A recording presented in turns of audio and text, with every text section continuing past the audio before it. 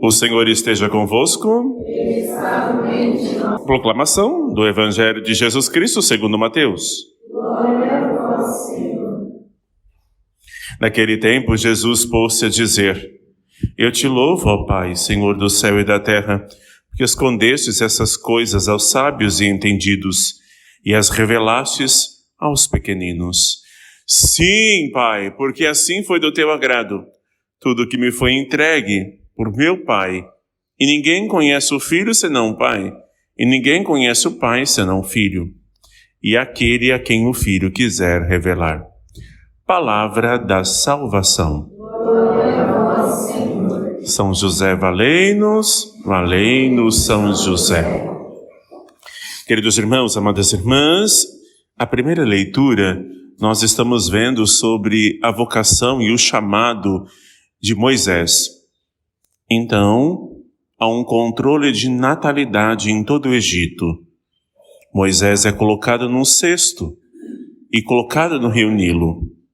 Lá, a filha do faraó ou pega aquela criança, ou fica 40 anos, exatamente 40 anos na casa do faraó. Deus vai guardando a gente, nos preparando.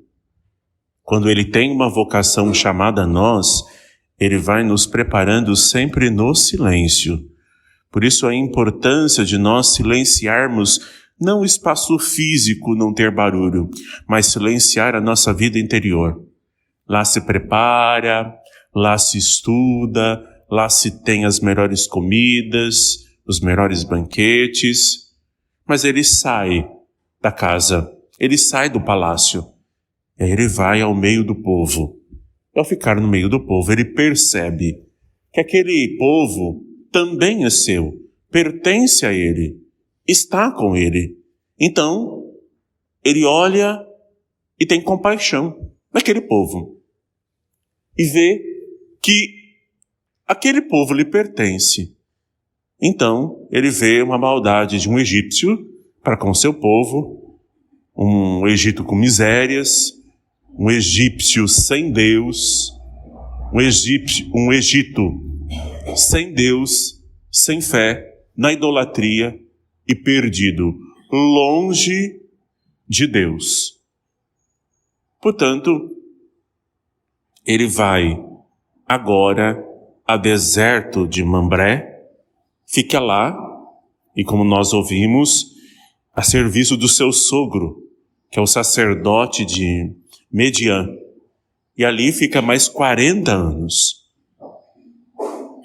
É o preparo que Deus tem a nos dar. Nós temos pressa, nós queremos agora, nós queremos já. E para Deus não existe isso. Para Deus, se nós nos dispusermos ao chamado que Ele deseja, é necessário esperar. Porque é Ele que conduz, não a nós que conduzimos. Ele é o caminho, e nós nos conduzimos a Deus. Portanto, ele vai ao monte Sinai e vê uma sarça ardente. Aquilo o impressiona, porque não se consome, mas ao mesmo tempo a sarça é verde.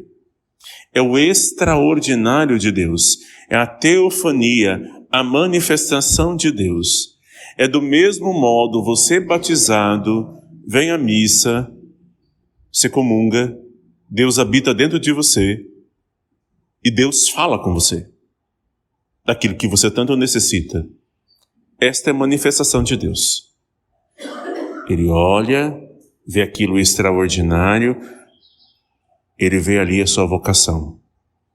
Deus diz: tira a sandália, tire os seus pecados, tire suas iniquidades, tire sua preguiça, tire a sua má vontade, tire sua ansiedade, tire tudo que atrapalha ou dirigir a sua vida, porque você está falando com um Deus Santo de Israel, Deus de Abraão, Deus de Isaque, Deus de Jacó. Eu quero fazer uma aliança, eu quero ter um matrimônio espiritual convosco. Por isso, ele olha e diz: e admirado, responde a Deus: eis-me aqui. Claro que não está isso no texto bíblico, mas quando duas pessoas que são preparadas por Deus, uma iniciativa de Deus e a outra, o outro quer o querer de Deus, não pode dar errado. Há um sim, como chamou José, como chamou Nossa Senhora, como chamou São Vicente, como chamou muitos de nós. Ele olha e diz, o Senhor diz: vai libertar o meu povo. Vá libertar. Moisés pergunte: mas eu? Tem gente mais inteligente, mais sábia? Eu tenho gagueira? Como que serei eu? Eu quero você. Isso é para a gente entendermos que Deus nos busca, Deus nos resgata, Deus nos chama diariamente. E você vai dar as desculpas que você deseja e quer. Mas Ele não. Ele deseja a você. E Moisés diz assim: como que vai acontecer isso? Nosso Senhor responde: vá ao faraó. Aí é uma inversão da lógica. Porque para Moisés, Deus só falaria a faraó. Porque o faraó é como se fosse um Deus. Então, as divindades do Egito falavam com o faraó com a sua administração e depois para com o povo. E Moisés é um do povo que vai falar aos representantes do faraó e vai chegar ao faraó. Deus muda a lógica, porque olha o texto quando termina. Deus olha para ele e diz assim: eu ouvi a sua oração, o clamor do meu povo. A oração dá certo. A oração é um clamor de Deus. E quando você reza, em particular, vocalmente, no meio de todos, como a missa, ou no silêncio de sua alma, ou no choro, ou principalmente nas angústias, ou quando você é feliz e vem agradecer a Deus, Deus ouve a sua oração. Ele não é um Deus inerente à sua dor. Ele sofreu o nosso sofrimento. Ele está conosco, em Jesus. Vá falar com o faraó. Mas como que eu vou dizer? Eu sei que o Senhor é o Deus de Abraão, Deus de Isaac e Deus de Jacó. Mas como eu vou falar o seu nome? Eu sou aquilo que sou. Deus é. Por isso que não se prova a Deus. Deus não é um experimento. Deus é. E por isso perguntar, Deus existe, é tolo. Porque Deus é. Independentemente de provas ou não, Ele é e Ele permanece sendo. Eu atendi o seu povo. Nessa manhã eu peço, Senhor, ouve o clamor dos inocentes. Ouve o Senhor, o clamor dos escravizados. Hoje não mais escravizados fisicamente, mas escravizados moralmente, escravizados por um sistema, escravizado por uma mentalidade mundana, longe de Deus, perdida de Deus, um relativismo.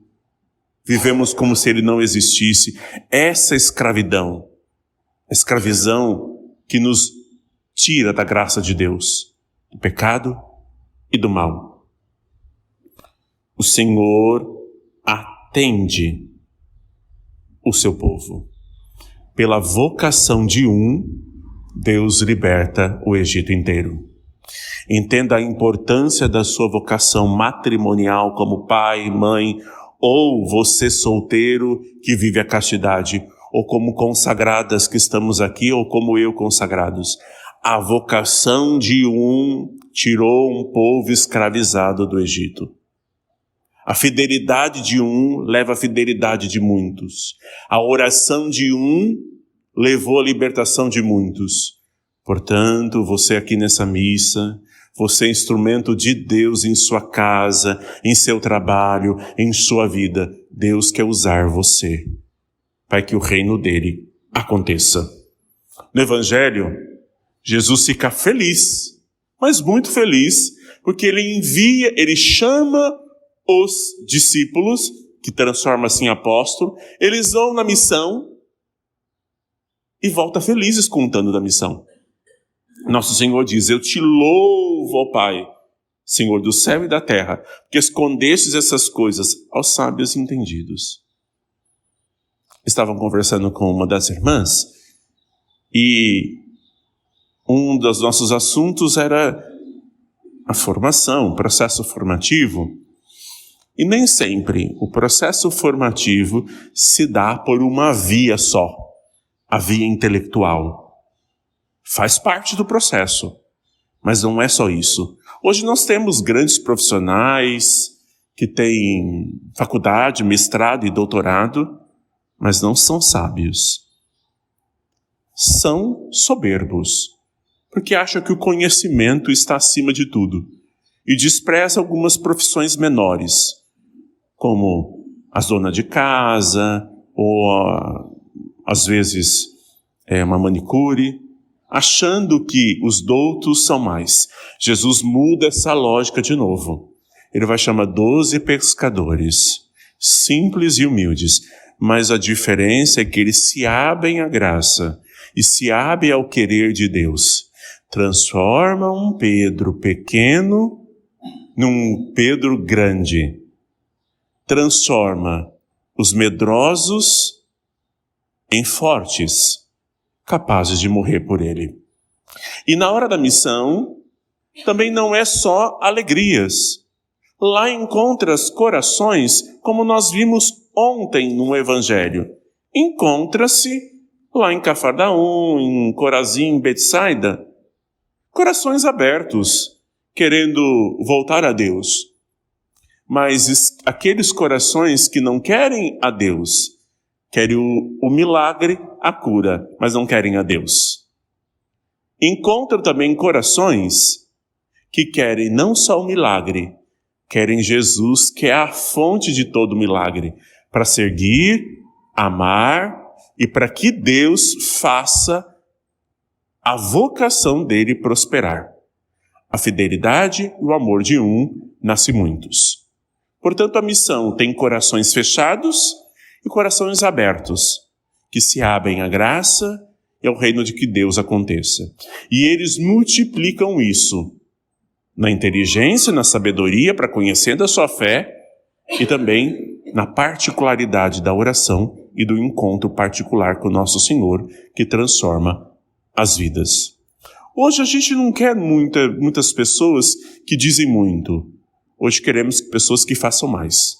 Façam mais com a sua fidelidade, com a sua oração e os seus desígnios com Deus. Um joelho no chão e um testemunho vale mais do que 1000 palavras.